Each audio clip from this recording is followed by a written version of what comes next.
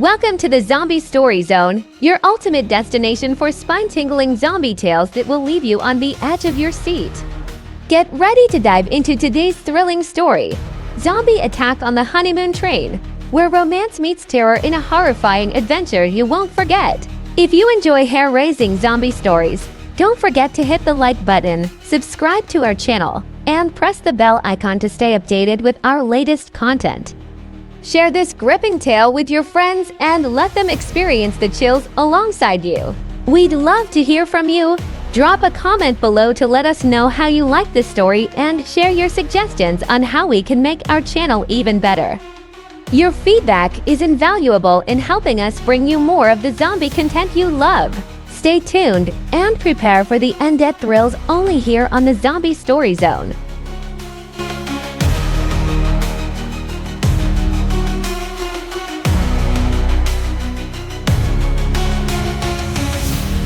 The Honeymoon Express was a marvel of modern luxury. Spanning the scenic routes of the Rockies, the train boasted opulent suites, gourmet dining, and breathtaking views. Newlyweds flocked to experience this romantic journey, a once-in-a-lifetime escape through nature's splendor. That evening, the golden hues of sunset bathed the landscape, the train slicing through mountain passes like a silver bullet. Couples clinked champagne glasses, whispered sweet nothings, and dreamed of futures as golden as the horizon. But something malevolent stirred in the shadows. Lucy and Mark Baxter had married just 2 days prior. They sat in the dining car, laughing over a shared dessert. Lucy's red curls framed her face, her emerald eyes sparkling with delight. Mark, broad-shouldered and easygoing, couldn't stop smiling at his radiant bride. "This is perfect," Lucy said, leaning back as the waiter cleared their plates. "Almost too perfect," Mark teased. "Feels like we're in one of those romantic comedies where something crazy happens." Lucy chuckled. "Let's hope not. I've had enough drama planning the wedding." Their laughter mingled with the chatter of other passengers. The dining car was lively, a warm haven against the creeping darkness outside. As the train sped into the night, no one noticed the distant sound of a helicopter overhead or the faint, guttural moan carried by the wind. The first sign of trouble came with the conductor's announcement. "Ladies and gentlemen, we're making an unscheduled stop. Please remain calm." Whispers rippled through the cars. Lucy and Mark exchanged uneasy glances. "That's odd," Lucy said. "Why would they stop here?" Mark shrugged. "Probably nothing. Maybe a technical issue." The train slowed to a halt near a desolate stretch of forest. Beyond the windows, shadows danced among the trees, and the air seemed unnaturally still. Then came the second announcement, this time from a panicked staff member. "Everyone, please stay in your seats. Lock your compartment doors if you're not in the dining car. Do not attempt to leave the train." A hush fell over the passengers. In the tense silence, Lucy caught the sound of something low, rasping noise growing louder. "Do you hear that?" she whispered. Mark nodded, his jaw tightening. "It's coming closer." Suddenly, a scream pierced the night. Chaos erupted as the train jolted violently. Plates crashed to the floor, and passengers scrambled to their feet. Outside, the shadows surged forward, resolving into figures, dozens of them, shambling toward the train with horrifying speed. "What the hell is that?" someone shouted. The figure reached the train, slamming against the windows with inhuman ferocity. Their faces were gaunt, their eyes milky and vacant. Blood smeared their ragged clothing. A woman screamed as one of the creatures shattered a window, clawing its way inside. Mark grabbed Lucy's hand. "We need to move, now." They bolted from the dining car, joining a stampede of terrified passengers. The train's corridors became a battleground as the creatures infiltrated, attacking indiscriminately. Lucy's heart pounded as she and Mark ducked into their compartment, slamming the door shut and locking it. "What are those things?" Lucy gasped, trembling. Mark shook his head. "I don't know, but we're not safe here. We need to find a way off this train." The train's intercom crackled. "This is Conductor Reynolds. We are under attack by something. We don't know what they are, but they're dangerous." If you're still alive, head to the rear cars. We're working on a plan to escape."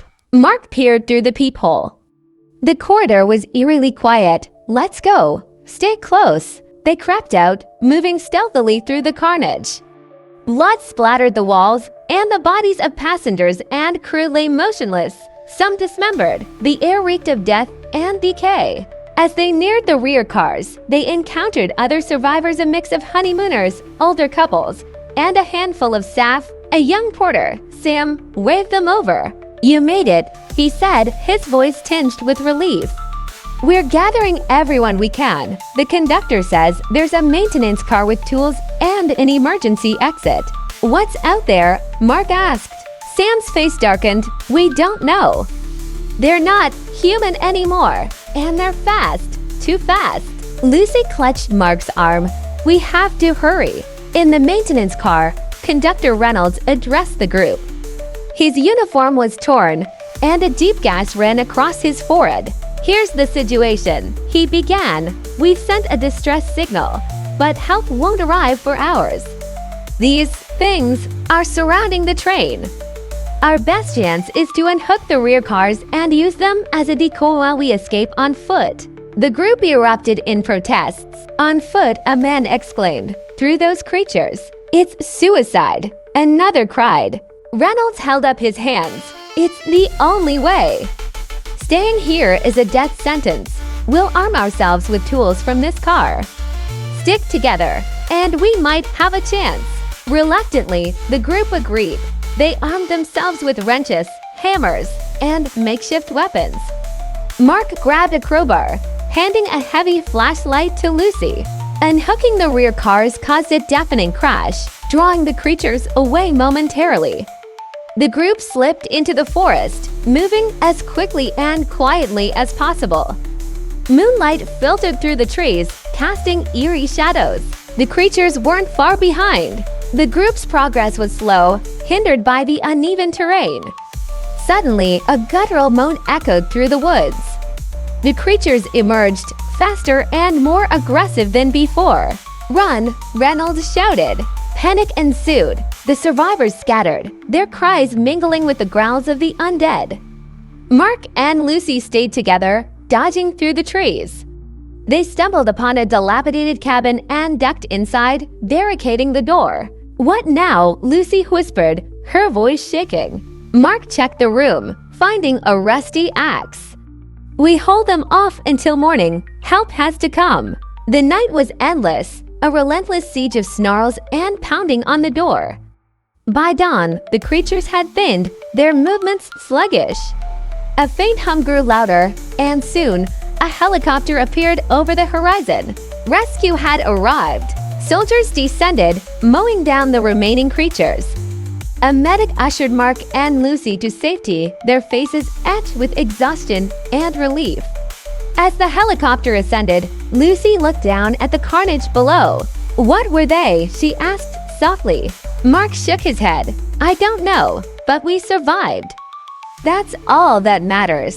The ordeal left scars, both physical and emotional, but Lucy and Mark emerged stronger. They vowed to live each day to the fullest, cherishing the bond that had seen them through the darkest night. The Honeymoon Express never ran again. Its wreckage remained a grim monument in the Rockies, a chilling reminder of the night the undead came to life. Yet, for Lucy and Mark, it was also a testament to resilience, love, and